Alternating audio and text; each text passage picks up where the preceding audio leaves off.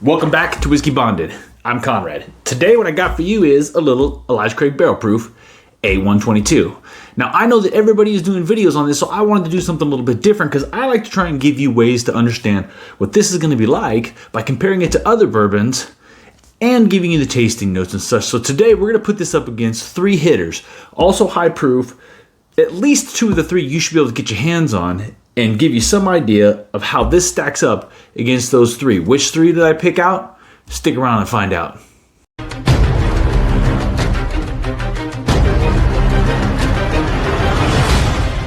At this point, most of you have heard or seen some reviews on the Elijah Craig A122. So you probably already know that the A122 is about $60 retail. I know it's going on the secondary already, but I'm gonna talk retails on these bad boys. It's about a $60 retail. This one happens to be 120.8 proof. It is actually the second highest proof of the offerings that I have here today. They all range from 115 to 125. But one of the things they all have in common is they have a mash bill with high corn, with malted barley, and with rye. The malted barley and the rye varies a little bit, but they're all pretty similar. 78% corn, 12% malted barley, and 10% rye. What are the contenders? What am I going to put up against the Elijah Craig? Well, I picked out three in my staple, in my shelves, that I think are good comparisons. Varying price points, but all high proof and all pretty similar mash bills. So first, I have 1792 full proof. Now, I picked out the 1792 full proof because it's about $45, so it's less expensive, but it is 125 proof. This bad boy's got some heat to it. I like this one a lot, but it is a 75% corn, 15% rye, and 10% malted barley. So a little more rye, a little less malted barley, but it's pretty similar. This is a non-age stated product, unlike the Elijah Craig, but they did say it was about 8.5 years in a press release. So 1792 full proof. My least expensive option and the lowest proof, I put this one in here because it's supposed to be easy to get and it's supposed to be inexpensive. The old Granddad 114. This one is only about $30. I actually get it for a little less than that, but also high corn. It's 63% corn, 27% rye, 10% malted barley. So has the highest rye percentage, and I gotta imagine that that's gonna be the spiciest one of them, but you know, we'll see. And the last contender that I've got for you today is the good old, reliable, always a hitter, 115 proof, Old Forester 1920. So the Old Forester 1920 comes in about 60 bucks. It's also non-age stated. It is 72% corn, 18% rye, and 10% malted barley. So there is some variation here in price point. There is some variation in proof, but they're all hitters. And there's a little variation in mash bill. So it's gonna be really interesting to see how these four stack up. So let's get started.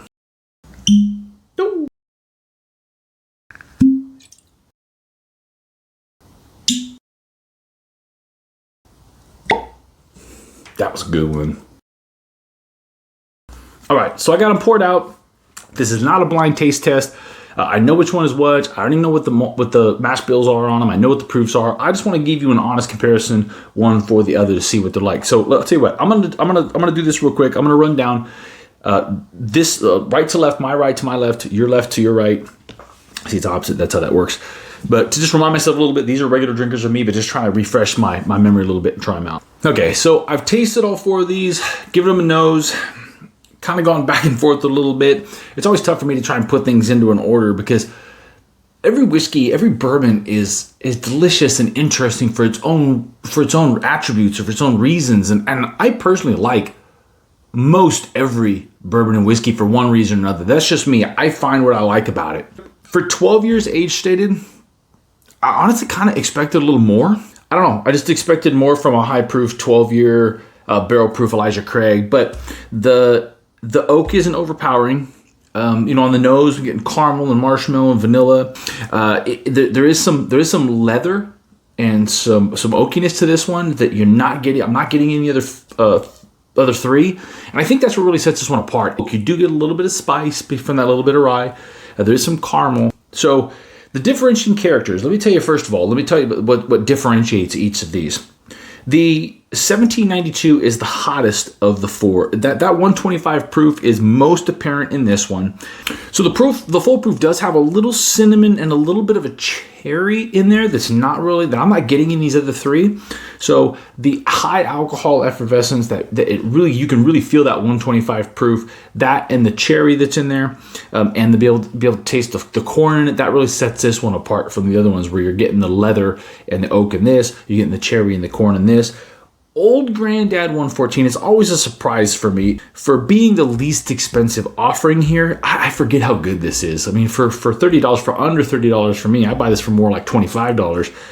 It really is surprisingly good. The fact that it's even in this comparison should tell you what you need to know about Old Granddad 114. I'm sitting here putting this with an Elijah Craig Barrel Proof with Old Forester and with a 1792 full proof.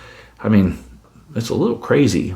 Okay, so the thing that sets the Old Granddad apart from the other three, the thing that I'm picking up is because it's got the rye spice that's highest, the highest in this one, you do get some of that orange, some of those baking spices, but that citrus note in this one, the citrus note on the nose, the citrus and fruit notes on the palate, it is not coming through in these other three. That's what's setting this one apart. Now, it does have the least bold flavor of these four. I mean, this really is good, and the proof doesn't really come through as much as you would think, especially for a bourbon that has no age statement. So, I have no idea how old this is, but it doesn't drink young. The 1920. The thing that always sets the 1920 apart for me is the chocolate and banana notes, that creme brulee kind of, for lack of a better explanation. There's a kind of a nut or peanut note on this that you're not getting in the other three. So the chocolate, the bananas, the nut is what I'm getting in this one that I'm not getting in the other three. So you can see each one of these has their own characteristic. The 1920 is also really interesting because the flavor is big, the nose is big, but the proof doesn't punch you in the mouth. Like where the 1792 punches you in the face with both flavor and proof, the 1920 punches you in the face with flavor and not so much proof. For me, today, how do these rank? Overall, I think I'm going to have to rank these 1, 2, 3, 4. So let's put them in that order. So here's how I'm going to rank these today. First, second, third, fourth. Let me explain to you why. I was not super duper impressed with this Elijah Craig, even though it really, really is good. And I have a suspicion that after I let it breathe a little bit, it may change a little bit and get a little better. And I have a suspicion this might actually be good with a little water added to it. So the 1920 is a hitter for me. It's consistent, it's reliable, it's unbelievably good in my opinion for the price point and for the fact that you can always get it. I can find this every day of the week. I can go out right now and get it in a number of different places. But the flavors on this, that creme brulee, the chocolate, the banana, there's just so much going on and the flavor is so big and so bold. Every single time I drink 1920, I'm surprised by how much I forgot how much credit it deserves. So for me, 1920's got to win today. Between the 1792 and the Elijah Craig was tough for me. This is close.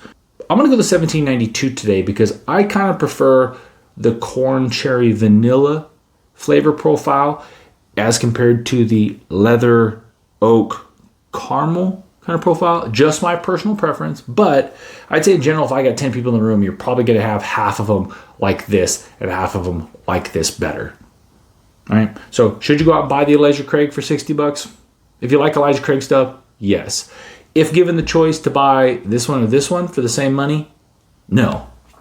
Personal opinion. Old Granddad 114 is just not holding up in this one just because these are such great bourbons. Old Granddad 114 is really, really good. And at the price point, if I had to take price into consideration, this might change a little bit. I don't know. But I just don't think you can expect a $30 non-age stated, even a very good bourbon, to hold up against the bourbon offerings from these major hitters. I mean, these are big players in the game. So that's why I ranked them today. Let me know in the comments what you think. If you don't agree, please tell me you don't agree. Tell me why, though. You better come with a reason. You guys, please check me out on Instagram. Please subscribe and like and comment and follow me here on YouTube. There you have it. For me, today, this is the order. 1920 is the winner. Just the way it's going to be. I'm Conrad. Thanks for watching. Cheers.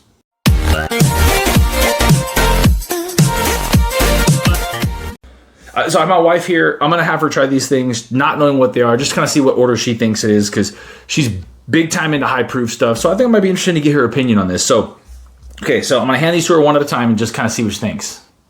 I think I know what this one is. Okay, well, you're going to think you know what they are, huh? Okay, that might be interesting. It's fine. I'm going to splice the shit out of this anyway. I will kill you. No, I know. Mm-hmm. Okay, so you get 3 left. Do you want to retaste any of them? And that's really interesting that you put that number 4. So I've had my wife taste everything. She's a big fan of full proof. I had told her nothing about what they are. It's very interesting the order that she put these in. So fourth place is Elijah Craig Barrel Pick. That's really interesting because I actually put that 3rd, but far from 4th. That actually makes sense to me. So 3rd place beat the Elijah Craig is the Old Granddad. Oh. 114. Wow. Okay. To the Old Granddad 114. Must be a good one. Oh man, that's really interesting. You know what's funny is this is actually the result that I would have guessed. Really? Because I know what you like best. Oh, but you don't typically like 1920 that much. Oh, is that my number 1? No, 1920 is number 2. Ah, that makes sense to me. 1792 Full Proof is what my wife picked as number 1. So that's not surprising because she loves the 1792 Full Proof. It's the highest proof. I joked that my wife is a high proof bourbon. So it makes sense that you would pick this. Yes. But, you know, what's interesting is I actually put these in a different order. So you did 1, 2, 3, 4. I did 1, 2, 3, 4. So. But this is the order that you would have guessed for me. Yeah, that is actually the order that I would have guessed for you. I mean, this one was the wild card. Well. This is the wild card, but because this has the oak and leather notes on it, you don't really typically tend to like that. That's an aged bourbon, so that's what I was getting. Like right off the bat is oak, and I'm like, no, not into that one. Yeah, so that's interesting. So you and I had agreed on number 1 and number 2, just in different orders. So not surprising. Also, thank you very much for helping me out. So there you have it, number 1 and number 2 for both myself and my wife, who is not really a whiskey drinker, but is becoming a whiskey drinker and does love the high proofs. So number 1 and number 2 are 1792 and 1920 Forester. This should be super available. This should be somewhat available, but it sure seems to me like maybe I wouldn't worry too much about going and trying to find this Elijah Craig A122 if it's not readily available. Maybe a pass on that. Unless you like oaky. Unless you like oaky and leather, that's a great point. So thank you very much, dear. So there you have it. Cheers. All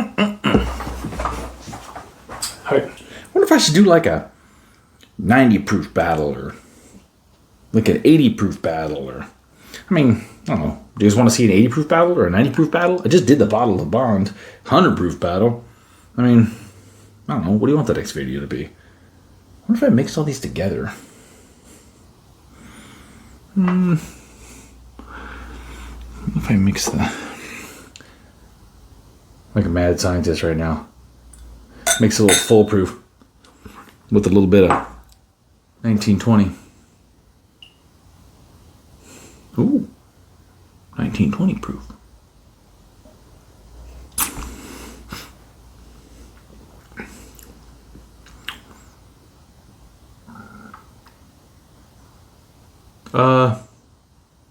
I might be onto something there.